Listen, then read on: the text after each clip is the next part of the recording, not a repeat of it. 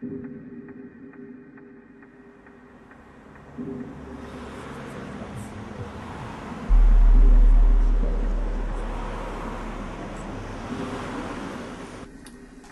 en trois phrases, la page noire, ça serait un lieu de diffusion d'idées libertaires en général, soit par la vente de biens, la vente de livres, de brochures, de disques, de t-shirts, puis de produits dérivés, la diffusion de trucs gratuits d'information, puis il y a un troisième volet qui est celui de bibliothèque sociale.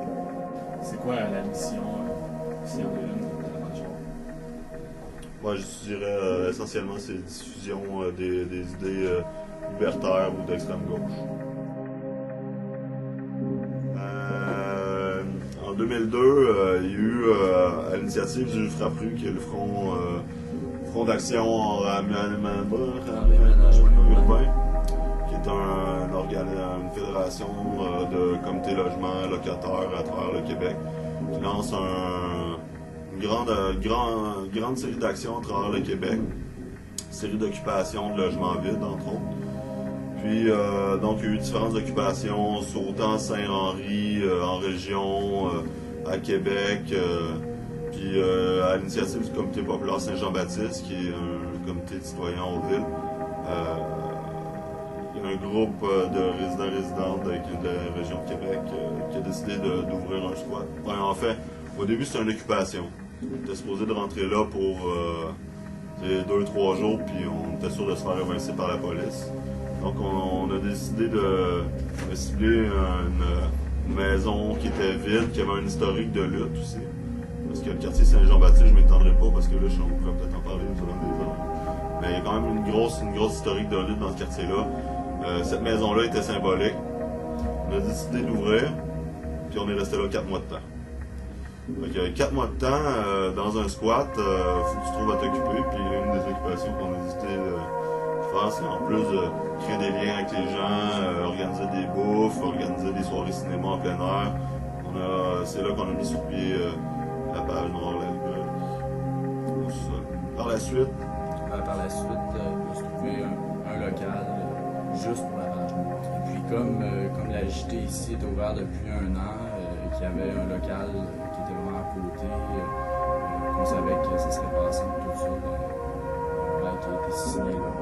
C'est vraiment à partir de là qu'il a vraiment fallu se constituer. Ok, est-ce que vous pouvez nous parler du fonctionnement interne, la gouvernance? essentiellement, c'est démocratie directe, assemblée générale, horizontalité. Puis quand on a besoin, on crée des comités pour faire des commandes, prendre certaines tâches, organiser des événements. Basé sur l'autogestion. En fait, on est un collectif. On s'assoit ensemble, on prend les décisions ensemble. Il n'y a pas de patron, il n'y a pas d'employé. C'est quoi les critères qui définissent qui peut participer aux décisions? C'est être membre du collectif. Pour devenir membre du collectif, il faut que tu fasses une demande, puis tu te présentes à l'Assemblée générale du collectif, puis que tu fasses valoir pourquoi tu veux t'intégrer dans le groupe.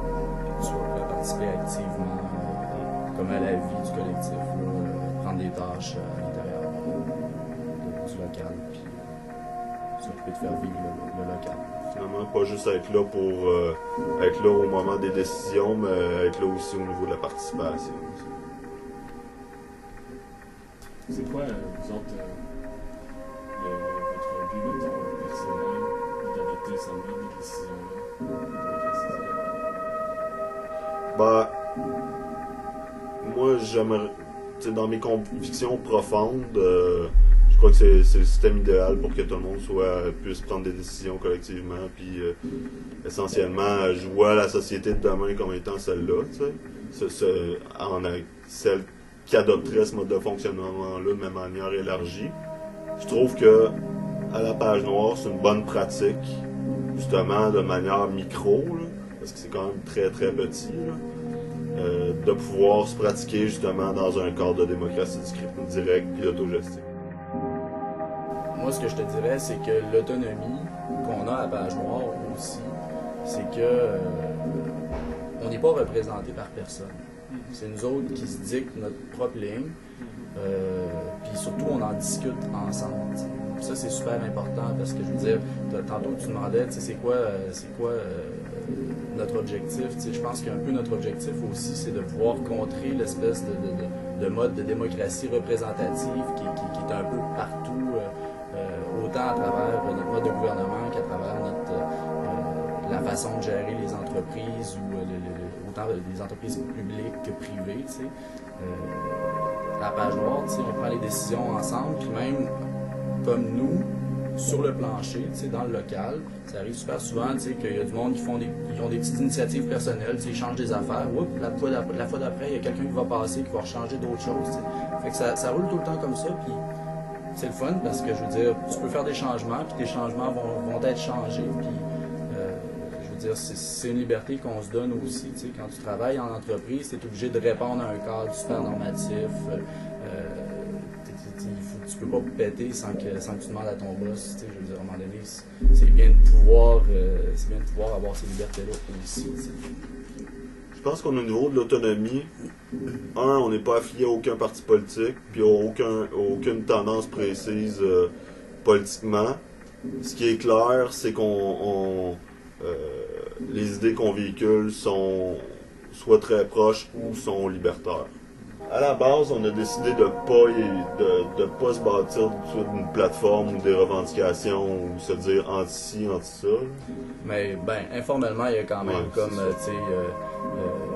contre le patriarcat, contre le capitalisme, contre l'État. Je veux dire, c'est quand même des choses qu'on ramène, par exemple, si on veut faire rentrer du matériel. C'est des débats autour de ces thèmes-là, genre que les débats peuvent avoir lieu pour faire rentrer du matériel.